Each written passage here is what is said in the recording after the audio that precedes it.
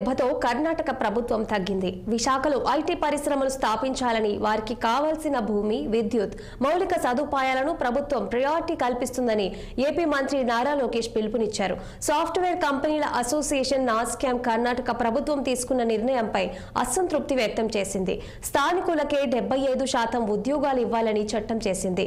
IT ఉద్యోగాల్లో స్థానికులకే ఉద్యోగాలు ఇవ్వడం అసాధ్యమని నాస్కామ్ అభిప్రాయం. అందుకే ఈ నిర్ణయంపై అసంతృప్తి వ్యక్తం చేస్తూ నాస్కామ్ ఓ లేఖ విడుదల చేసింది. దీనిపై నారా లోకేష్ వెంటనే రియాక్ట్ అయ్యారు. ఐటీ కంపెనీలను విశాఖకు ఆహ్వానించారు. స్థానికులకు ఉద్యోగ కల్పన ముఖ్యమే గాని ఈ బిల్లు టెక్ రంగాల్లో అగ్రగామిగా ఉన్న నగరానికి ప్రతిబంధంగా కాకూడదని కర్ణాటక ప్రభుత్వం వెనకడుగు వేసింది.